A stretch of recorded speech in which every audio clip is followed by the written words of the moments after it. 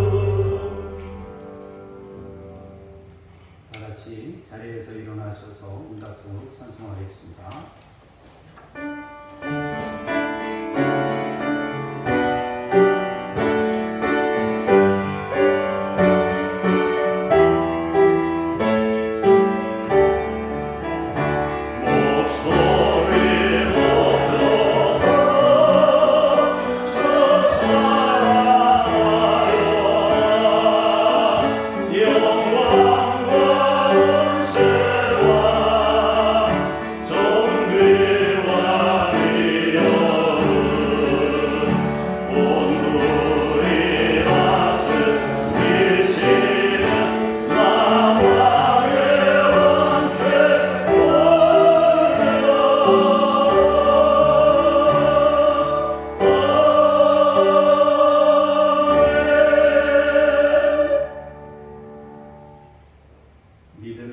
하시는 하나님을 기쁘시게 하지 못하나니 하나님께 나아가는 자는 반드시 그가 계신 것과 또한 그가 자기를 찾는 자들에게 상 주시는 이심을 믿어야 할지니라. 살아계셔서 필요에 따라 우리에게 공급하시고 상 주시기 원하시는 하나님을 찬송하며 주 앞에 왔습니다. 우리에게 하나님의 것들을 채우시옵소서. 주 예수 그리스도 이름으로 기도합니다. 아멘.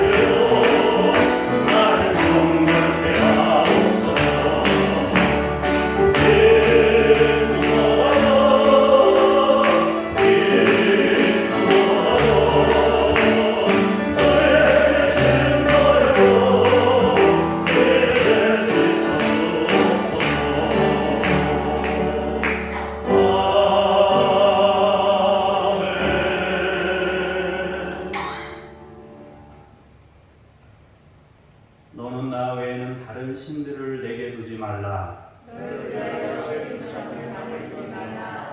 너는 내 하나님 여호와의 이름을 망령되게 부르지 말라.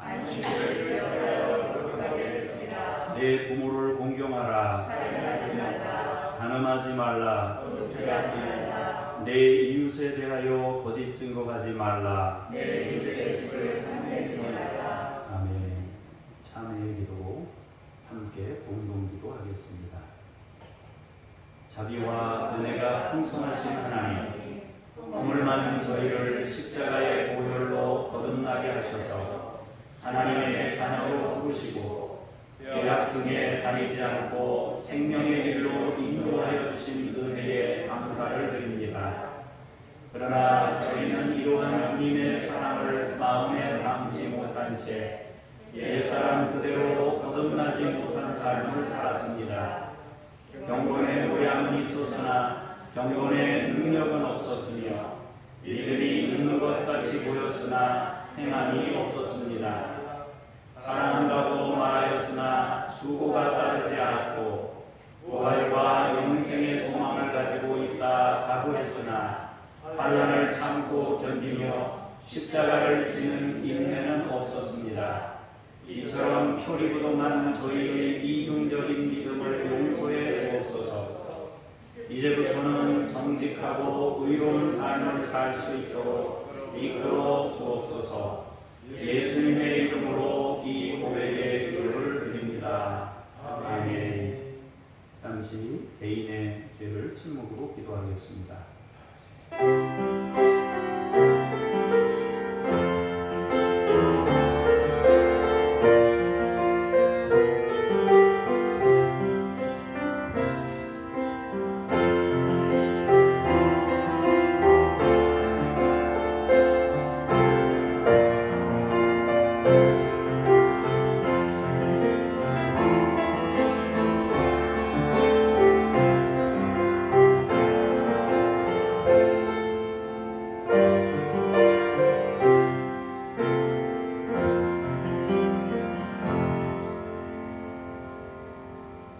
주여, 주는 긍휼히 여기시며 은혜를 베푸시며 노하기를 더디하시며 인자와 진실이 풍성하신 하나님이시오니 내게로 돌이키사 내게 은혜를 베푸소서.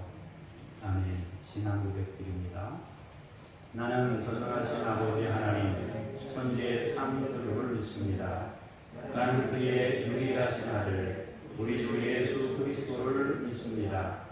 그는 성령으로 잉태되어 동정녀 마리아에게서 나시고 본디오 빌라도에게 고난을 받아 십자가에 못 박혀 죽으시고 장사된 지 사흘 만에 죽은 자 가운데서 다시 살아나셨으며 하늘에 오르시어 전능하신 아버지 하나님 우편에 앉아 계시다가 거기로부터 살아있는 자와 죽은 자를 심판하러 오십니다.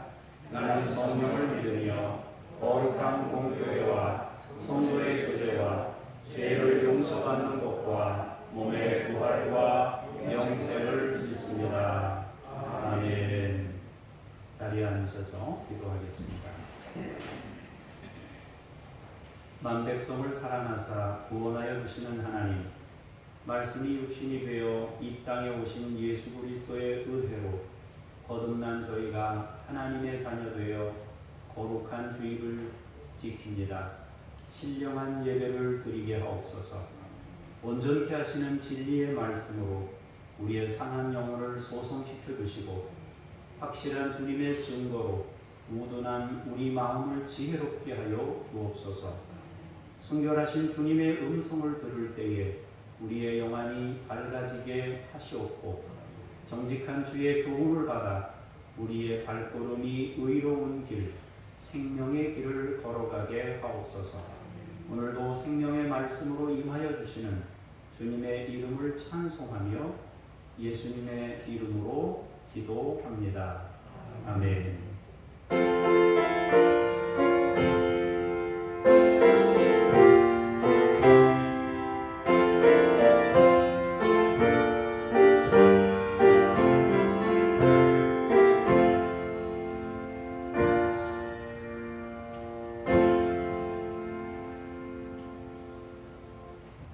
말씀 앞으로 나아가면서宣화 찬송 부르시겠습니다.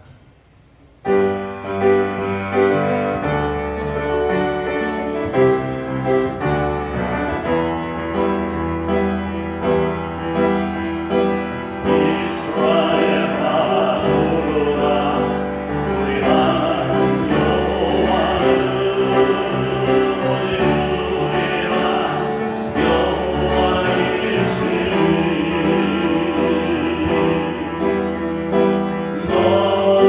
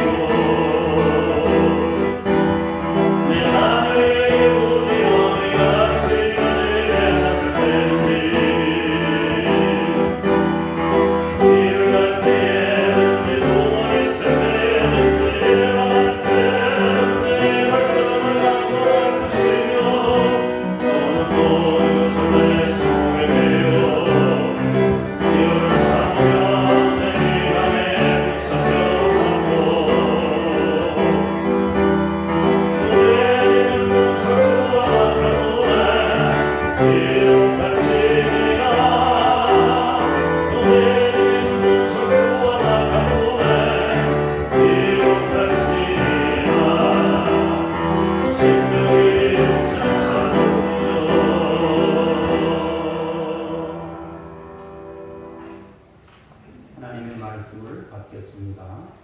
홍순여 원사님 나오셔서 창세기 6장 1절에서 4절까지의 말씀을 봉독하겠습니다.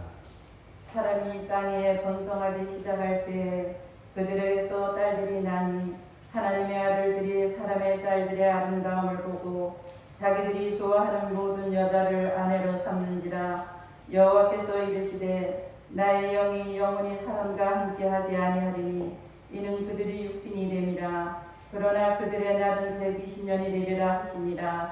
당시에 땅에는 네피림이 있었고 그 후에도 하나님의 아들들이 사람의 딸들에게로 들어와 자식을 낳았으니 그들은 용사라 고대의 명성 있는 사람들이었더라. 아멘. 주님께 감사합니다. 연이어서 5절에서 7절까지의 말씀을 박명 권사님께서 봉독하시겠습니다.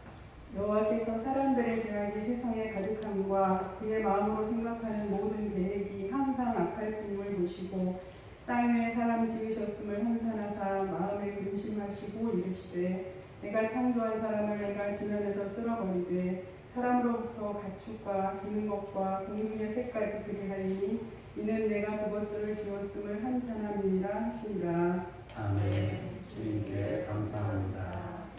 8절에서 10절까지입니다. 그러나 노아는 여호와께 은혜를 입었더라. 이것이 노아의 조건이라. 노아는 의인이요 당대의 완전한 자라. 그는 하나님과 동행하였으며 세 아들을 낳았으니 셈과 함과 야벳이라. 아멘. 주님을 찬미합니다. 아멘. 오늘도 여러분을 주 안에서 뵙게 되어 감사하고 하나님의 이름을 높여 찬송합니다. 오늘은 집행유예라는 제목으로 말씀의 은혜를 나누고자 합니다. 창세기 6장은 번성케 된 사람들이 심판에 이르게 되었음을 말씀하고 있습니다. 그러나 인류가 심판을 받는 그 상황 가운데서도 말씀에 순종하여 구원에 이른 사람이 있다고 성경이 말씀하고 있습니다. 주어진 인생에서 하나님의 말씀을 주목하여 말씀을 따라갔기 때문에 그가 구원에 이르게 되었습니다. 그는 바로 여러분들이 잘 아시는 노아와 그의 8 식구입니다. 여러분이나 저나 우리의 인생은 모두 공사 중인 인생입니다. 우리는 완성된 상태에서 인생을 사는 것이 아닙니다. 우리는 인생을 살면서 완성으로 향해 가고 성숙으로 발전해 가는 인생을 가고 있습니다. 우리는 모두 미성숙한 상태로 살기 때문에 피차간에 용납하고 받아주는 그것이 굉장히 중요한 요소라 하겠습니다. 본문을 통해 말씀이 주시는 은혜를 받아 누릴 수 있기를 바랍니다. 오늘 여러분 5가지 말씀을 나누게 될 텐데 첫 번째 뭐라고 그랬어요? 번성하라 그랬어요. 하나님께서는 사람에게 번성하라 이렇게 말씀을 주셨는데요. 이 번성하라는 말씀은 성경에 3곳에 나옵니다. 첫 번째는 창세기 1장에 생육하고 번성하여 땅에 충만하라 창조하신 후에 말씀하셨습니다. 두 번째로는 창세기 9장에 나오는데 노아가 홍수로부터 벗어났을 때, 그리고 세 번째는 마태복음 28장에 나옵니다. 하나님께서는 남자와 여자를 창조하시고 그들에게 복을 주시며 그들에게 이르시되 생육하고 번성하여 땅에 충만하라 이렇게 말씀하셨습니다. 그리고 노아가 방주에서 나왔을 때 다시 생육하고 번성하여 땅에 충만하라 같은 말씀을 주셨습니다. 그리고 세 번째로 신약시대에 와서 마태복음 28장에 제자들을 양육하시고 난 주님께서 부활 승천하시기 전에 제자들을 향해서 모든 족속으로 제자를 삼아 아버지와 아들과 성령의 이름으로 세례를 베풀고 내가 가르쳐 분부한 모든 것을 가르쳐 지키게 해라 라고 당부하시면서 번성할 것을 부탁하셨습니다. 이렇게 번성하라고 하나님께서는 성경에 3번 말씀하셨는데, 이때 주목해 보면은 그들은 모두 말씀에 순종하는 사람들이었다 하는 것입니다. 아담은 하나님의 형상대로 지음받은 그때 번성하라는 하나님의 명령을 받았습니다. 노아는 말씀에 순종하여 방주를 짓고 홍수 심판으로 벗어났을 때 하나님으로부터 번성하라는 명령을 받았습니다. 제자들은 예수님을 통해서 양육받고 하나님의 마음을 갖게 되었을 때 번성하라는 말씀을 듣게 된 것입니다. 번성이라는 것은 복인가 저주인가 우리가 생각을 해봐야 되는데, 하나님의 형상은 하나님의 형상의 번성은 복입니다. 그러나 반대로 하나님의 형상을 잃어버린 상태에서의 번성은 저주입니다.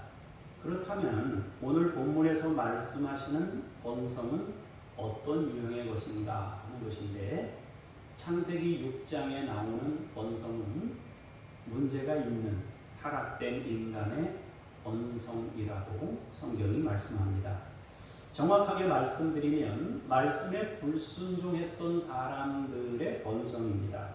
그러므로 불행한 일일 수밖에 없습니다. 번성이 복이 되려면 하나님의 형상을 간직해야 합니다. 번성할수록 우리의 마음도 넓어져야 합니다. 번성이 될 때 우리의 마음이 같이 넓어져야 그 번성이 복으로 남습니다. 번성하는데 마음은 그 번성만큼 감당할 수 없다면 그것은 자신에게나 다른 사람에게나 해를 가져다 줍니다. 그래서 항상 우리에게 하나님께서 주시는 복은 그 복을 다스릴 수 있는 하나님의 마음을 가지고 있을 때 그것이 복이 된다 하겠습니다. 몇 가지 예를 들어보겠습니다. 큰 교회는 더 많이 섬겨야 됩니다. 작은 교회에 비해서 큰 교회는 더 많이 섬겨야 되는데, 큰 교회가 섬길 때 세 가지 반응을 나타내게 됩니다. 첫 번째 반응은 섬길 때 힘을 부리는 일입니다. 이것은 대부분의 많은 힘을 가진 사람들에게서 일반적으로 나타나는 현상인데, 힘을 가지고 있기 때문에 그 에너지를 누군가에게 베풀 때는 거기에 상응하는 권세를 나타내고자 하는 그런 욕망들이 인간 안에 끊임없이 있게 됩니다. 그것은 어찌 보면은 거래지 섬김이 아닙니다. 내가 주니까 당신은 나의 권세에 굴복하라, 이렇게 된다면은 그것은 거래하는 거예요. 진정한 섬김이 아니에요. 섬길 때는 섬기고 저쪽에서 돌아올 것을 아무것도 기대하지 않아야 돼요. 그런데 많은 경우에 베풀고 나면 우리가 베풀었는데 이렇게 반응을 보여? 이런 태도를 보이기도 합니다. 그래서 힘을 부리는 일이 있게 됩니다. 다른 하나는 기분 나쁜 마음을 갖거나 비난하는 태도를 갖는 일입니다. 약한 사람은 그 약함에서 벗어나면 좋겠는데 못 벗어나니까 계속 받는 거예요. 받는 사람은 계속 받아요. 그러다 보면 저 사람들은 무슨 거지근성이 있나? 왜 계속 받나? 받기만 하나? 그리고 왜 또 손을 또 벌리나? 이런 마음을 가질 수 있다 하는 것입니다. 이 두 가지는 힘을 가진 사람들에게서 일반적으로 나타나는 현상인데, 불행하게도 교회도 예외는 아닌 것 같습니다. 그리고 한 가지 더 있는데 반대의 반응이 있을 수 있습니다. 하나님께서 우리에게 은혜를 주셨으니 감사함으로 섬기자, 그렇게 마음을 먹는 일입니다. 어차피 하나님께로부터 온 것이니까 하나님께로부터 온 것을 받아서 누군가에게 흘려보내는 것입니다. 거기에는 조건이나 혹은 내가 뭔가를 더 얻으려는 그런 것은 없습니다. 그저 하나님의 영광을 위해서 그 일들을 감당하며 심부름꾼으로 그 일을 하는 것뿐입니다. 또 다른 각도에서 생각해 보겠습니다. 번성이라는 것은 공유해야 하는 것들이 많아지고 양보해야 하는 것들이 많아진다는 의미입니다. 번성하면 정해진 공간이 점차 줄어듭니다. 정해진 에너지가 점차 줄어들어요. 나눠 써야 되는 것입니다. 그러므로 번성이 복으로 유지되려면 마음이 같이 커져야 한다는 거죠. 아니면 문제들이 생깁니다. 번성하면 사람들의 접촉이 점점 많아질 수밖에 없어요. 그때 사람들은 자기 것을 양보하고 나눌 수 있어야 그 번성이 복으로 남을 수 있는 겁니다. 그러므로 번성이 복이 되려면 반드시 마음도 넓어져야 되고 나누고 섬김이 자연스러워져야 한다라는 것입니다. 다시 말하면 하나님의 형상을 유지해야 한다는 것입니다. 그러면 성경은 사람들이 어떻게 했다고 말씀하시는가? 번성이 복이 되는 과정으로 갔는가? 번성하라고 했을 때 그 번성하면서 하나님의 형상을 유지하고 마음도 같이 커졌는가? 그 번성하는 거에 따라서 비율적으로 마음도 같이 커져가고 있는가라는 것입니다. 성경은 그러지 못했다고 말씀하고 있습니다.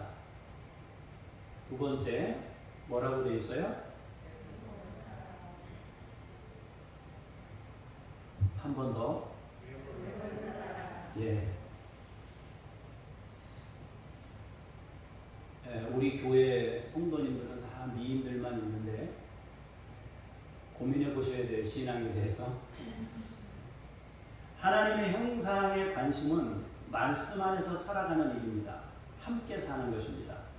함께 살면서 번성을 추구하는 일입니다.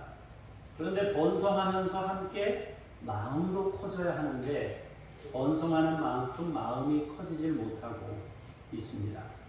내 것을 나누고 섬기는 대신 자기중심적인 삶을 살게 되었다라고 말합니다. 그렇게 되면 번성이 복이 아니라 더 나쁜 결과를 만들어 냅니다. 가장 먼저 생긴 문제는 하나님의 사람들이 외모로 배우자를 선택하는 모습을 보였다라는 것입니다. 성경 표현대로 보자면 하나님의 아들들이 번성했고 사람의 딸들도 번성했다고 합니다.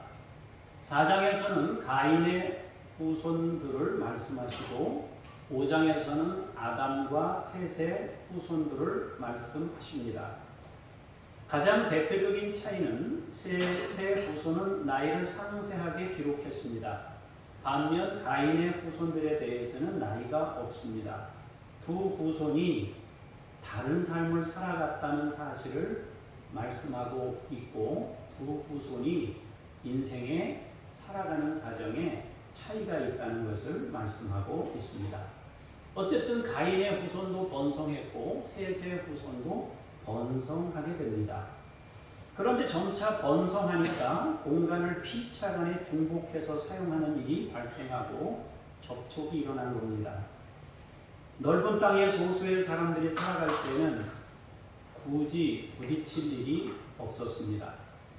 그러나 점차 번성하니까 접촉이 생긴 겁니다. 그 과정에서 사람들의 관심은 외모를 향하게 됩니다.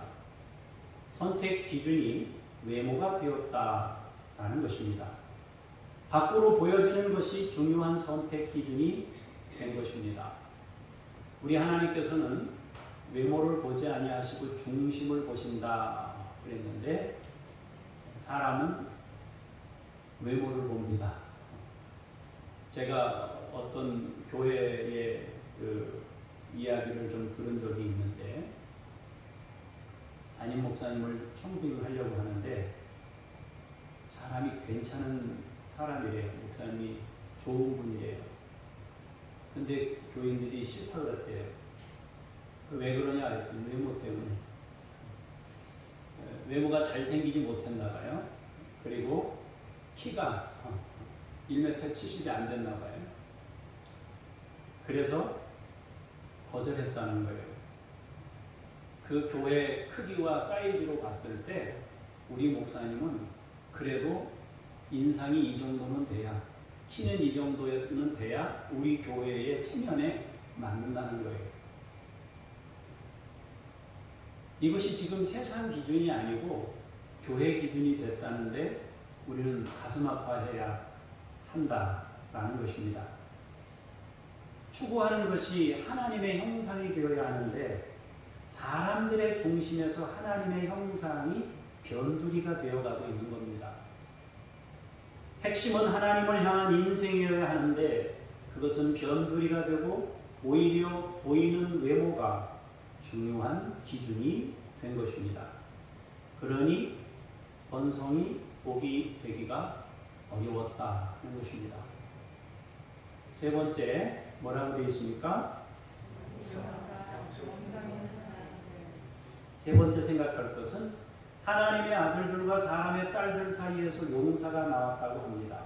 고대의 명성이 있는 사람들이었다라고 말합니다. 외모를 보고 선택한, 신앙이 아닌 외모를 보고 선택한 그 기준으로 사는 삶을 살면서 그 후손에게 뭘 보여줬겠어요? 그 후손에게 어떤 영향력을 줬겠습니까? 고대의 명성 있는 사람들이라고 해요. 우리는 특별하고 우월한 것을 원합니다. 경쟁에서 살아남고 다른 사람보다 더 나은, 그래서 이기는 것을 꿈꿉니다. 외모를 추구하며 선택한 결과는 용사의 출생을 가져왔습니다. 그러면 이 말은 예쁜 여자랑 결혼한 사람들은 항상 용사를 출생한다는 말이냐? 그런 뜻이 아닙니다.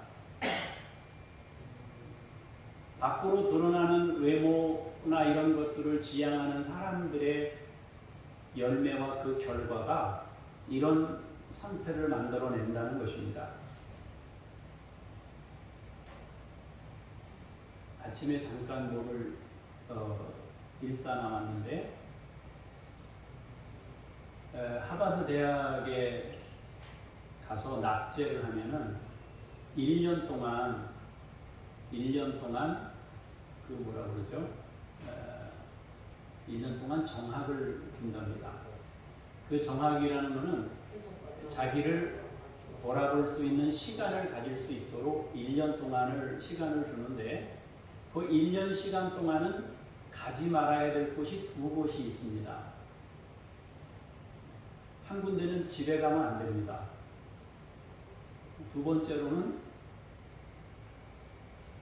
대학에 머물러서도 안 됩니다.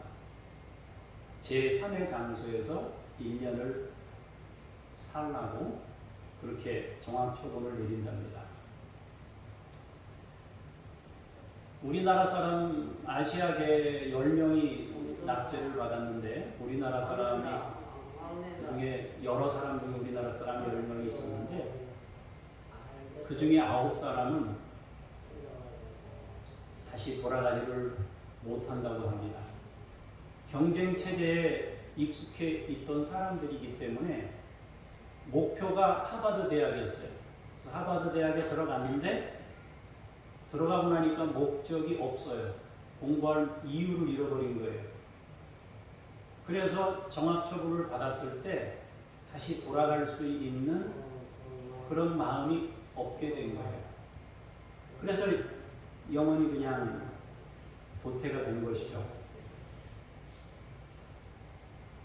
세상은 특별하고 우월한 것을 원하는데 조금 다른 의미로 좀 생각해 보자면요.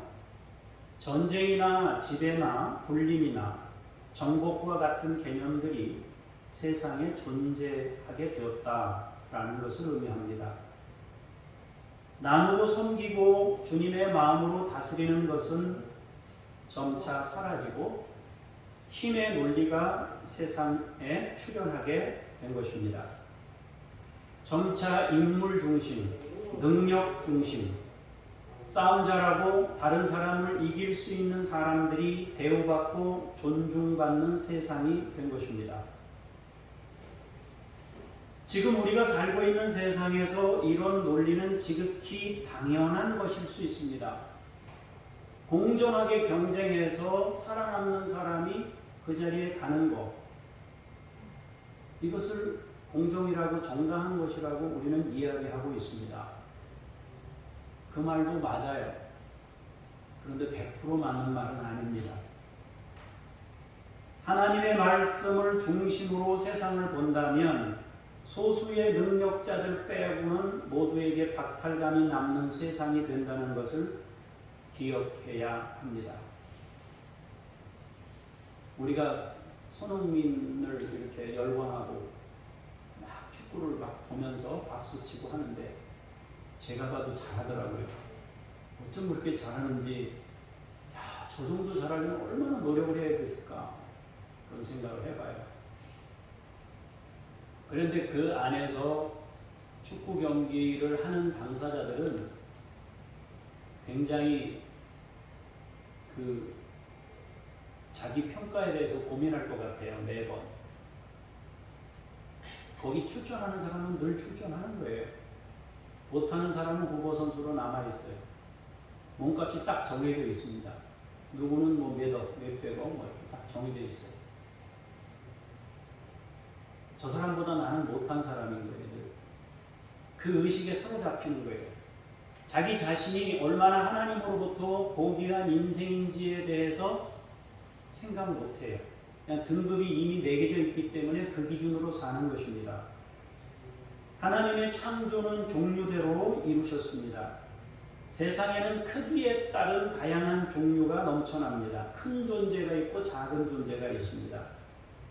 그런데 모두가 저마다 자기 역할을 하고 있습니다. 또 생김새에서 다양한 종류가 넘쳐납니다. 크기만 다양한 게 아니라 생김새가 다양합니다. 그것들이 모두 자기만의 고유한 역할을 하면서 세상에 존재하고 있는 것입니다. 하나님께서는 사람에게도 다양한 재능을 주셨습니다. 모두가 의미 있는 것입니다. 의미 없는 사람은 없습니다. 주님께서 말씀하셨던 것 중에 2가지만 예를 들겠습니다. 세상 끝날까지 가난한 사람은 멈추지 않을 것이라고 말씀하셨습니다. 또 주님은 맹인의 눈을 뜨게 하실 때 그가 맹인으로 된 이유는 부모나 자신의 죄 때문이 아니라 하나님이 하시는 일을 나타내고자 하심이라고 말씀하셨습니다. 주님 오실 때까지 세상에는 가난한 사람들이 항상 있을 겁니다. 세상에는 장애를 가지고 있는 사람이 계속 있을 겁니다.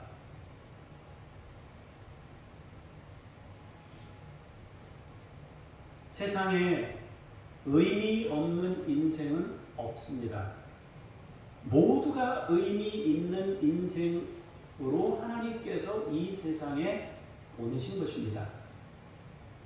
그러므로 모든 인생은 존중받아야 마땅한 것입니다. 모든 인생이 존중받는 세상이 되어야 하는 것입니다. 너는 뭐가 없으니까 안 되겠다. 이것이 잘못된 세상인 겁니다. 우월하고 뛰어난 사람에게 당신 굉장합니다. 거기까지는 괜찮은데 요 사람하고 요 사람하고 비교해서 당신은 저 사람에 비하면 아무것도 아니네.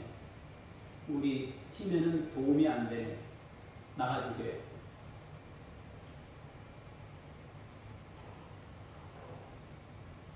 용사나 유명한 사람이 존중받는 세상이 좋은 세상이 아니라 그들도 존중받지만 그들 이외의 다른 사람들도 존중받는 세상이 좋은 세상입니다. 교회가 해야 할 일은 그렇게 다양한 사람들 모두를 존중하는 마음을 가지고 살아가는 그 주님의 마음과 그 태도를 갖는 것이 너무 중요하다라는 것입니다. 딸아이가 얼마 전에 홍수 피해를 잠깐 조금 입었어요. 조금 입었는데 이제 통화를 자꾸 하게 되잖아요. 물이 들어왔었으니까 이제 통화를 하게 되는데 그런 얘기를 해요. 낳아줘서 고맙습니다. 그래요. 아니 물을 먹었는데 뭐 낳아줘서 고맙다 그러나. 집이 워터피아가 됐습니다. 그래서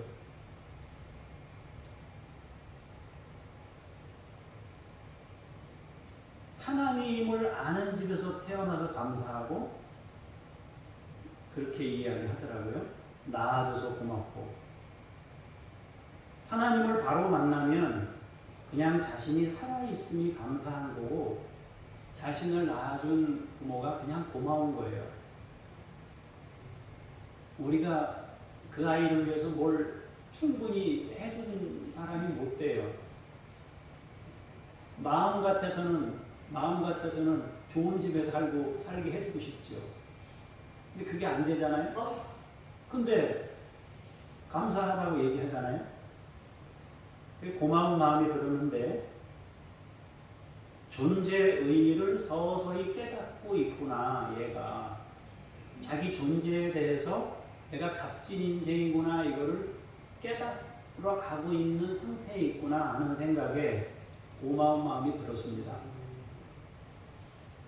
지하방에 살면서 아직도 경제적 독립이 안 돼가지고 찔찔매고 사는데 뭐가 감사하냐 이거예요. 근데 감사하다고 그러잖아요. 자신의 삶을 소중히 볼 수 있는 인격이 되면 하나님과 가까운 사람이에요. 그리고 더 나아가 다른 사람의 삶도 소중하게 볼 수 있으면 되는 겁니다. 우리는 용사가 대접받는 시대가 아니라 모두가 존중받는 세상을 만들어가야 됩니다. 그러나 타락된 인간의 본성은 두 가지 심각한 문제를 만들었는데 첫 번째가 중요한 선택 기준이 외모였습니다. 밖으로 보여지는 것이 중요한 선택 기준이 된 겁니다. 그리고 두 번째로 지배, 정복, 우월감, 전쟁과 같은 개념들이 세상의 중요한 흐름이 되었다는 것입니다. 공정한 경쟁은 필요합니다. 그러나 무한 경쟁만이 공정함이라고 여기는 것은 병든 사회입니다. 반드시 서로 함께 가려는 노력이 필요합니다. 그래서 경쟁 체제에서 약자들을 배려하는 것은 반드시 필요합니다. 근데 왜 자꾸 공정을 자꾸 얘기합니까? 힘센 사람들이 그 자리를 자기가 차지하려고 하니까 공정 얘기하는 거 아니에요. 그나마 보호받으려고. 약한 사람들이 기댈 수 있는 언덕은 공정밖에 없는 거예요. 그러나 사실은 그 공정이라는 것이 부족해요. 진짜 공정이라는 것은 약자에 대한 배려가 반드시 그 안에 포함되어 있어야 하는 것입니다. 그런데 하도 힘 있는 사람들이 그 공정한 룰을 깨고 거기다가 자기 아들을 집어넣거나 딴 어떤 이런 불합리한 행동들을 하니까 공정을 강조할 수밖에 없는 사회인데 사실은 우리가 지금 이야기하는 정치인들이 얘기하는 공정은 하나님의 말씀에 비하면 한 가지 빠진 공정입니다. 반드시 그것들이 보충된 공정이라야 사회가 건강한 사회가 될 수 있는 것입니다. 네 번째 뭐라고 되어 있습니까? 네. 어떤 사람들은 방주를 짓는데 120년이 걸렸다 그렇게 주장하는 사람들도 있습니다. 그러나 120년 동안 방주를 지었다는 뜻이 아니고 성경을 잘 읽어보시면 이제 사람이 120년이 될 것이다. 그 생명이 120년 동안 될 것이다. 그런 의미로 말씀하셨습니다. 노아는 500세에 셈과 함과 야벳을 낳았습니다. 600세에 홍수가 났습니다. 하나님께서 방주를 지으라고 명령하실 때 하나님이 하신 말씀이 있는데 무슨 말씀을 하셨습니까? 이제부터 방주를 지어라. 어느 정도 시간이 지나면 하나님의 심판이 있을 것이다. 그때 방주를 짓고 난 후에 어떻게 하라고 했습니까?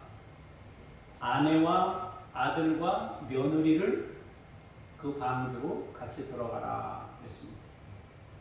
그렇다면 방주 지으라고 하나님이 말씀하셨을 때에는 셈과 함과 야벳이 결혼했을 때입니다. 자, 그러면 셈이 홍수가 끝났을 때가 100살이거든요. 자, 홍수 이전에는 결혼을 몇 살에 했어요? 다 100살 넘어서 했습니다. 100살 이전에 결혼했던 사람이 3사람 있었는데요. 그 사람들은 90살에 결혼한 사람이 있었고 70에 결혼한 사람이 있었고 제일 빨리 한 사람이 65세에 첫 아들을 낳은 사람입니다. 홍수 이후에는 대부분 30살에 결혼을 하게 됐습니다. 어쨌든 100세 이전에 결혼했다고 하면 셈과 함과 야벳이 아내들을 다 데리고 있었기 때문에 방주를 지은 시간은 최소한 100년은 안 되는 것 같아요. 한 50에 결혼했다 그러면 50년, 70에 결혼했다 그러면 한 30년 정도 된다고 볼 수 있겠습니다. 제가 왜 이 얘기를 여러분들에게 드리느냐 하면 하나님께서 120년이 되리라 라고 말씀하셨던 이것은 세상에 죄악이 가득하고 마음으로 생각하는 모든 계획이 악했기 때문에 하나님께서는 이제 그들을 향해 집행유예를 선언하신 것입니다. 사람들에게 집행을 유예하는 시간으로 120년을 주었다는 것입니다. 인생을 향해서 120년의 집행유예를 주시면서 이 시간은 기회의 시간이다. 자기를 돌아보는 시간이고 심판을 준비하는 시간이다. 하나님을 배우는 시간이고 공사 중인 시간이다 라고 하나님께서 사람들에게 회복할 기회를, 아까 하버드 얘기를 했습니다만 1년 동안 집도 가지 말고 학교도 오지 말고 삶을 좀 돌아봐라. 공부만 잘하는 사람을 싫어한대요. 하버드 대학에서는. 축구도 잘하고 음악도 잘하고 공부도 잘하면 좋아한대요. 우리나라는 공부를 잘해야 좋아해요.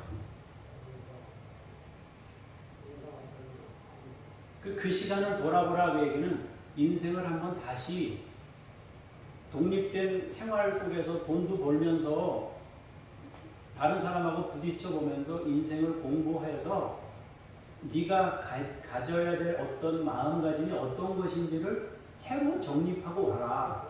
그래서 공부할 마음이 다시 들고도 노라는 거예요. 근데 공부할 마음이 다시 안 들면은 안 와도 된다는 거예요. 굳이 이 대학이 뭐가 그렇게 중요해서 올라가느냐. 우리나라에서는 그 명함만 있으면 이 사람 거기 나왔네. 그럼 벌써 보는 눈이 달라지잖아요.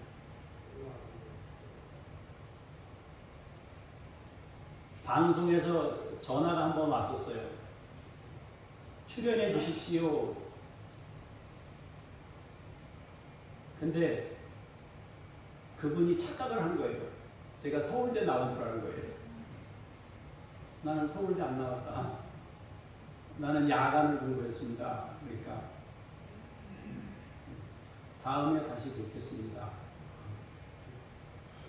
끝이에요.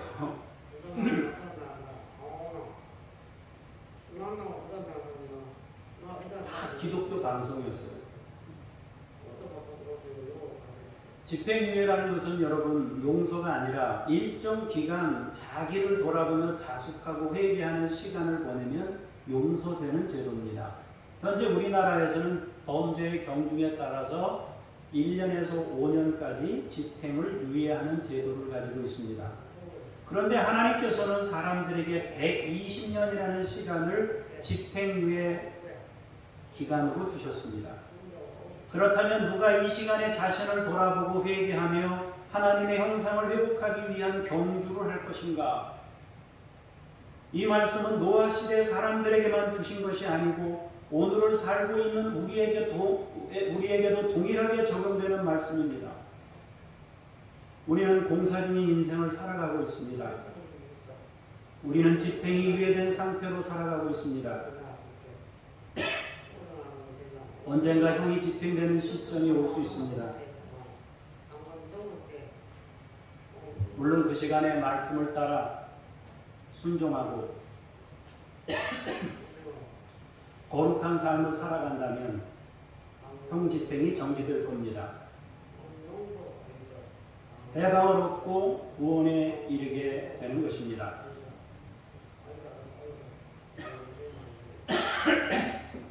다섯 번째 읽어보겠습니다. 시작. 성경은 노아가 입은 은혜를 말씀합니다. 그는 의인이며 당대의 완전한 자라 말씀합니다. 그가 하나님과 동행했다고 말씀합니다. 그렇다면 노아가 보여준 삶은 어떤 걸까요? 그가 보여준 삶은 크게 두 가지를 볼 수 있습니다. 하나는 기다린 것이고 다른 하나는 말씀을 따른 것입니다. 기다리는 게 믿음입니다. 하나님을 기다리는 게 믿음이에요. 하나님, 홍해 바다 앞에 왔는데 애국 군대가 쫓아와요. 근데 하나님 기다리래요. 지금 당장 어떤 수를 내야 됩니다. 하나님, 다 죽게 생겼어요. 큰일 났습니다. 기다리래요. 그리고 다 닥쳤을 때 하나님이 길을 여셔요. 그리고 지나갑니다. 애국 군대가 따라옵니다. 그리고 합해졌습니다. 하나님께서는 노아에게 방주를 지으라고 말씀하셨습니다. 그리고 때가 되면 심판한다고 하셨습니다. 집행유예의 시간이 지나면 심판이 주어질 것이라고 선언했습니다. 노아는 하나님께서 말씀하신 것을 그대로 믿었습니다. 심판이 있게 될 것을 믿었고 그 심판을 준비하기 위해 방주를 짓습니다. 노아가 방주를 짓는 일은 자신의 구원을 위한 선택이었습니다. 그러나 동시에 그것은 지금 우리가 집행유예 상태에 있다는 것을 선언하는 것이기도 합니다. 심판이 주어질 것임을 세상에 알리는 삶을 방주 짓는 것을 통해서 나타낸 것입니다. 우리가 주일에 성경책을 들고 성전을 찾는 일은 다른 사람에게 마지막이 있다는 것을 반복해서 알리는 증거가 되는 것입니다. 방주를 짓는 행위를 통해 그는 말씀에 순종했고 그가 말씀에 순종함으로 그는 심판을 대비하고 있었습니다. 그리고 사람들에게 하나님의 심판이 주어질 것임을 선언한 것입니다.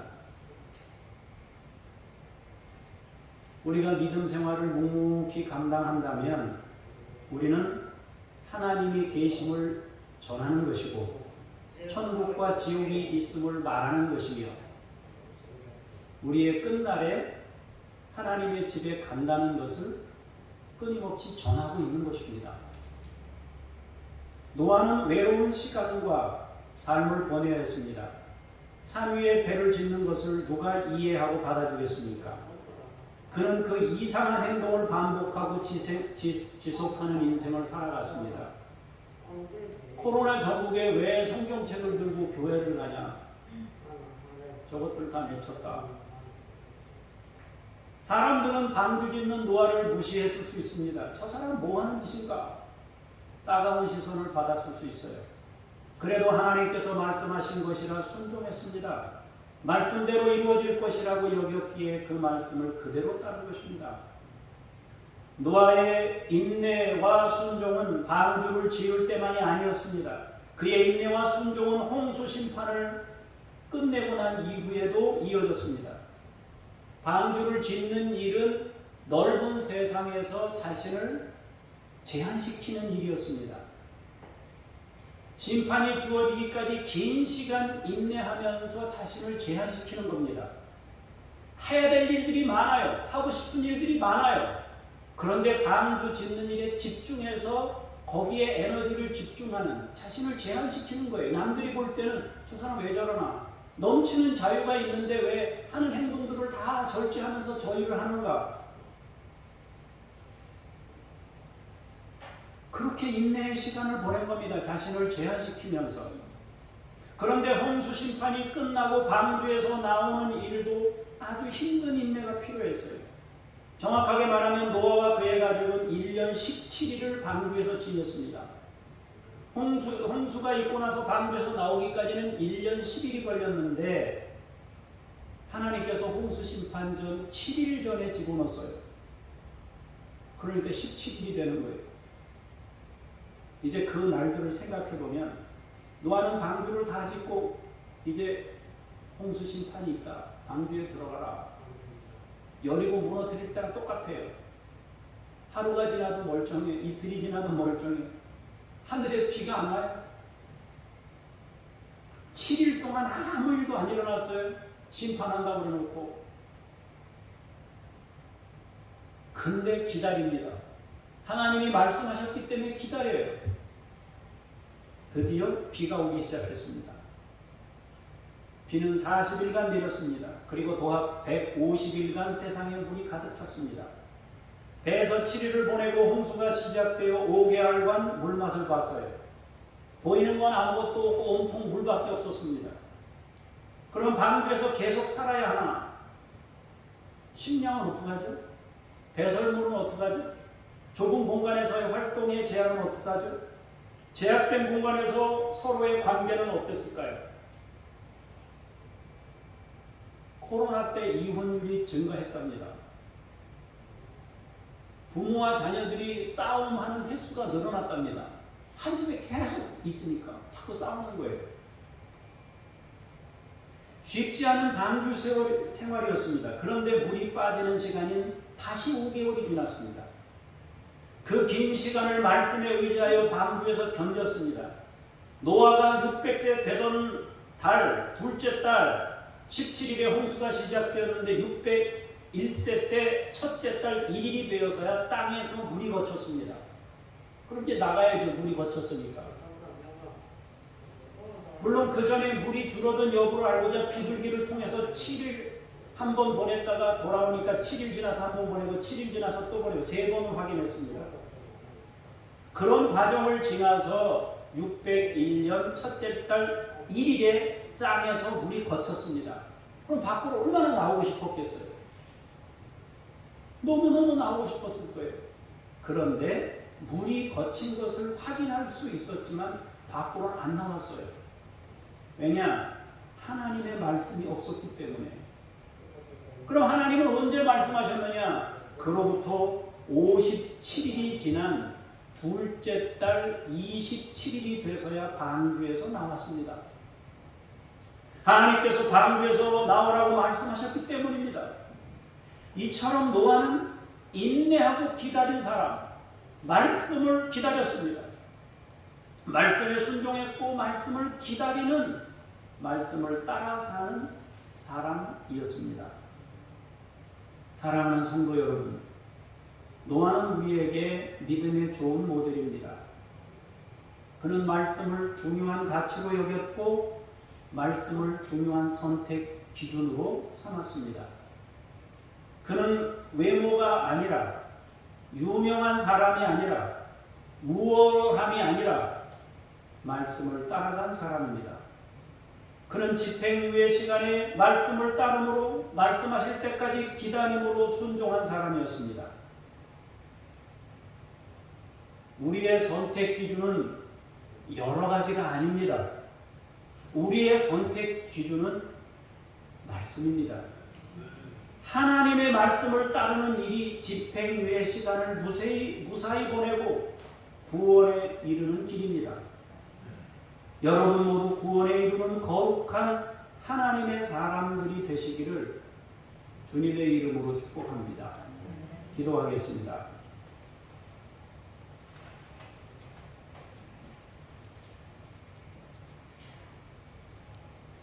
아버지 하나님, 번성하라고 말씀하실 때 기분 좋게 받았습니다.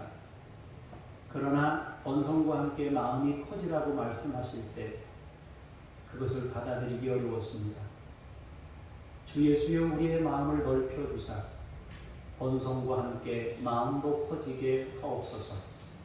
우리의 기준이 외모가 아닌, 용사가 아닌, 명성 있는 사람들이 아닌 하나님의 말씀이기를 원합니다. 우리에게 주어진 집행유예 시간에 겸손히 주의 말씀을 따라 살아가도록 인내하고 기다리며 말씀이 있을 때까지 살피고 그 말씀에 순종하는 삶이 되도록 우리를 지키시옵소서. 주 예수 그리스도 이름으로 기도합니다. 아멘.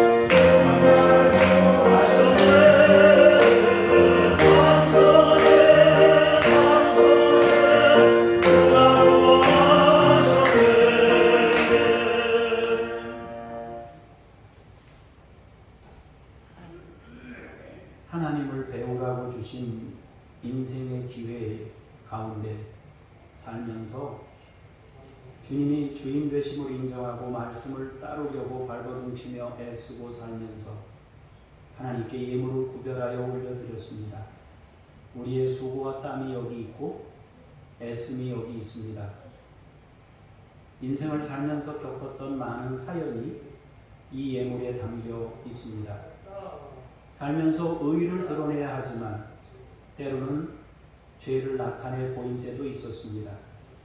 이 예물이 얼마나 복합적인 감정들이 섞여 있는 예물인지 주님이 아시오니 주께서 고치실 것을 고치시고 은혜 부으실 것을 은혜 부으셔서 거룩한 것으로 받으시고 사랑하는 성도들을 치유하시며 하늘의 것들로 풍성히 채우시옵소서. 주 예수 그리스도 이름으로 기도합니다. 아멘. 하늘에 계신 우리 아버지의 이름을 거룩하게 하시며 아버지의 나라가 오게 하시며 아버지의 뜻이 하늘에서와 같이 땅에서도 이루어지게 하소서. 오늘 우리에게 일용할 양식을 주시고 우리가 우리에게 잘못한 사람을 용서하여 준 것 같이 우리 죄를 용서하여 주시고 우리를 시험에 빠지지 않게 하시고 악에서 구하소서. 나라와 권능과 영광이 영원히 아버지의 것입니다. 아멘.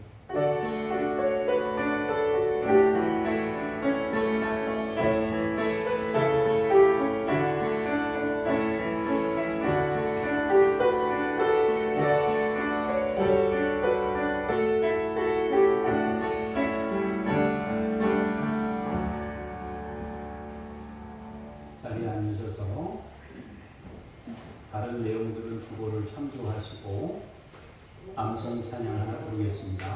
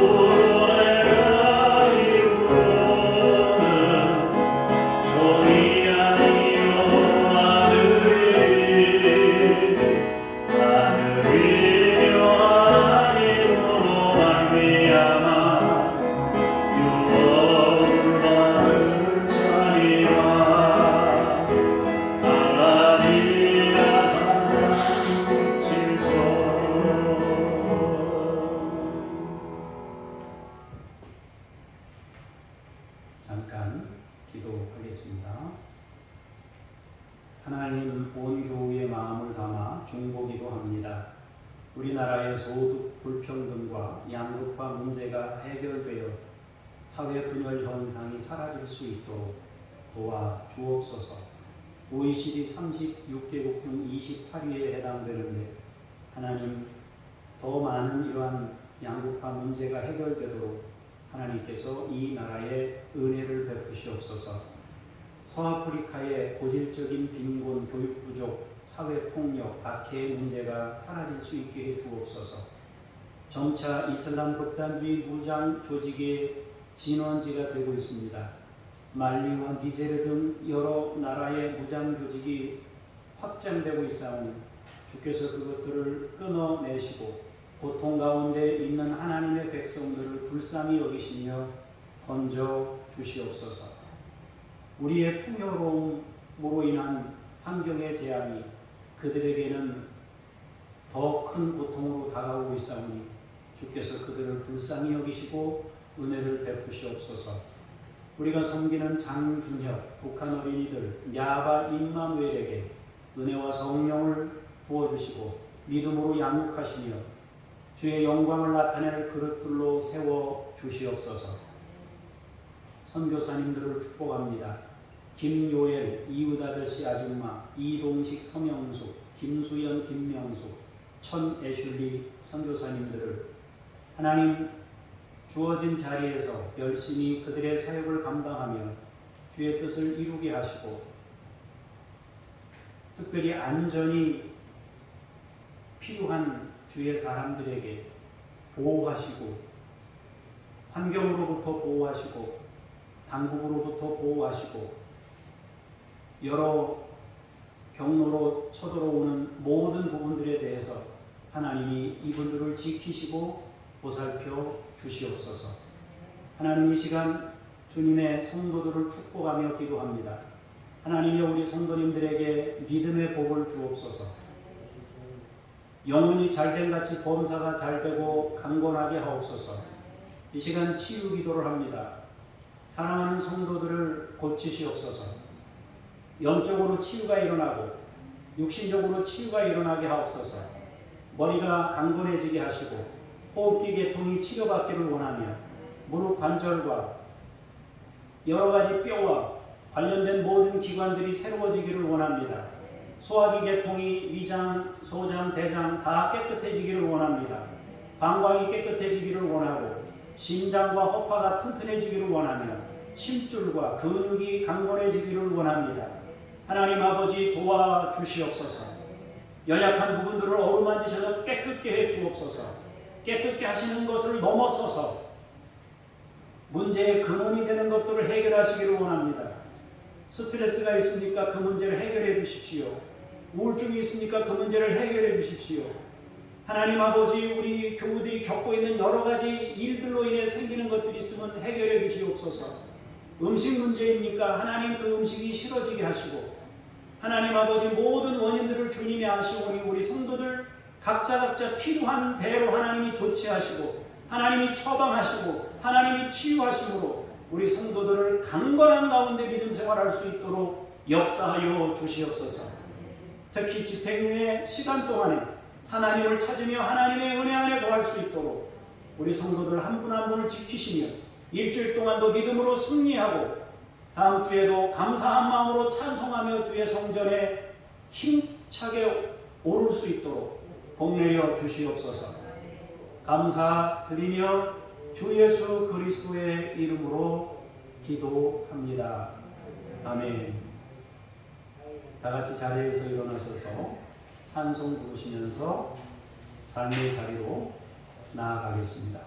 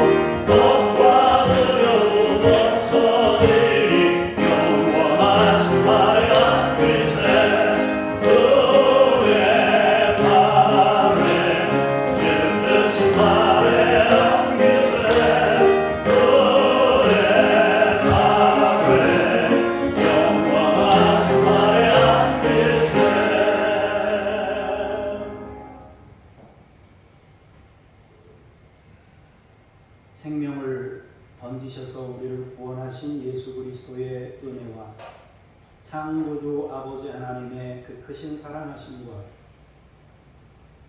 인내로서 주의 말씀을 따라 주어진 인생에서 성숙된 자리로 나아가도록 도와주시는 성령님의 놀라우신 도우심이 오늘 말씀을 듣고 주어진 삶을 주님과 함께 임마누엘로 살아가기를 원하며 돌아가는 주의 사람들 머리머리 위에 그들의 가정과 섬기는 교회와 주께서 창조하신 열방 위에 이제로부터 영원까지 함께 하시기를 간절히 축원하옵나이다. 아멘.